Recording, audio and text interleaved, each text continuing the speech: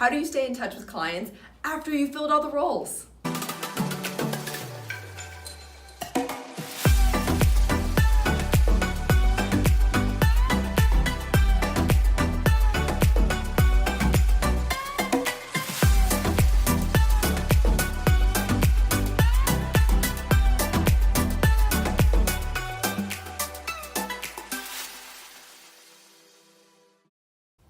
Hey, welcome to the Millionaire Recruiter. I'm Brianna Rooney, your Millionaire Recruiter. If you haven't yet seen this channel, it is all about making you the next Millionaire Recruiter, regardless if you're in the industry yet. It's just an amazing field to get excited about, and I'm putting out all this good stuff so you can either, get the mindset ready, or you can really just up your game if you're already a recruiter and just learn all this great stuff.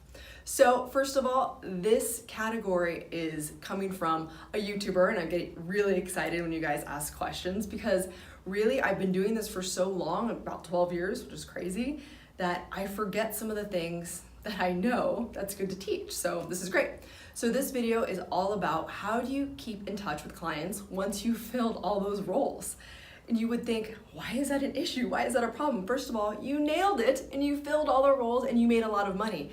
And you're thinking, well, of course the client's gonna reach out to me when they're ready to fill the roles again. I just did such an amazing job. I shouldn't have to do anything.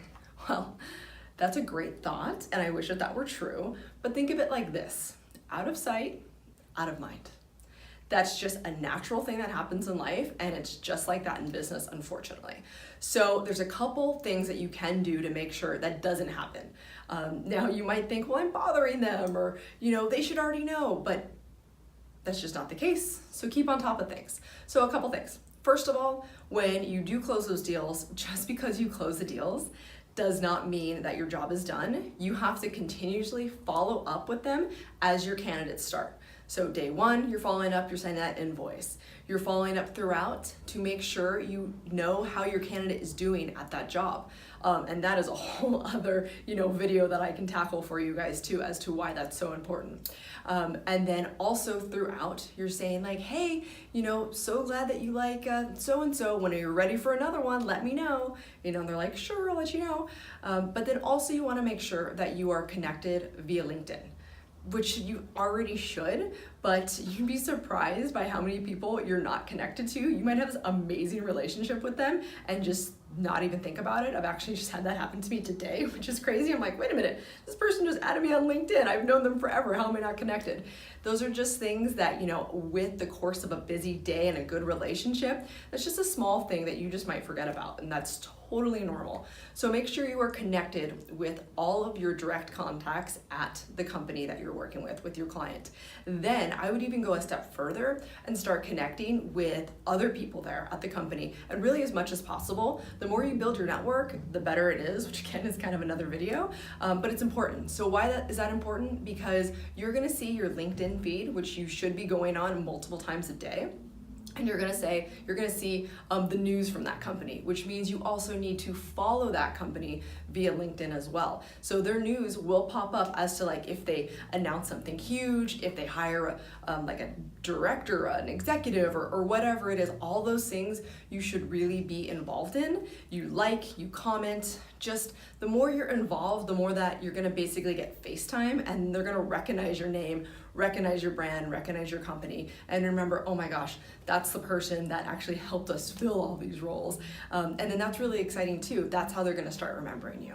Now, another one that I really like, and I don't think a lot of people realize, is companies every year set budgets. They're gonna set a budget in the beginning of the year, hopefully for like the whole year in general, as to what their headcount can look like and what they can allocate money for. However, every single quarter that will change because they're kind of nails things down even further.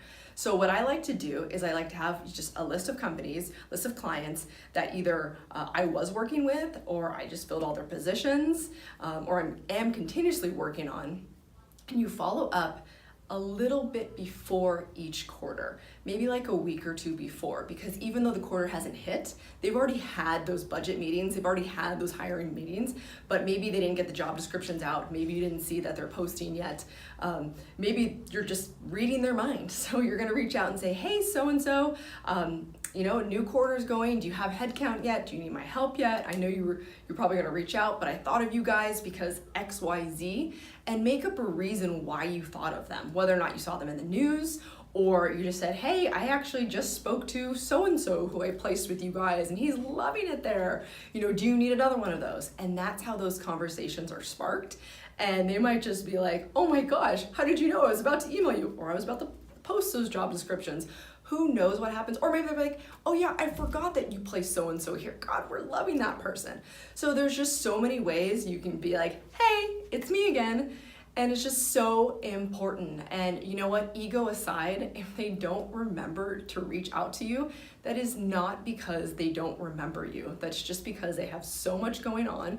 And the reality is they probably got their candidates from a lot of other people too. Could be other agencies, who knows? To be exclusive with a company is a little bit rare and sometimes can be overwhelming. So you don't have to always look for that exclusivity, just like your candidates aren't exclusive to you. So you gotta keep going, keep moving forward, and just keep in touch. You're not being a bug. As long as you keep thinking of different things to say, different reasons.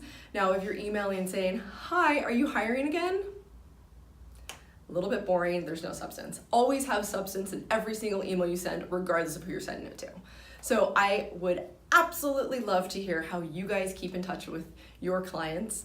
I think it's super fun and super amazing to be really creative about it. So send me your emails. What do you say?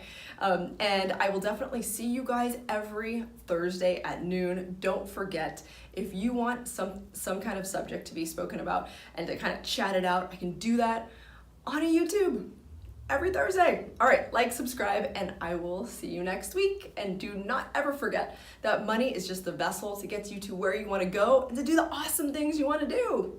Talk to you soon.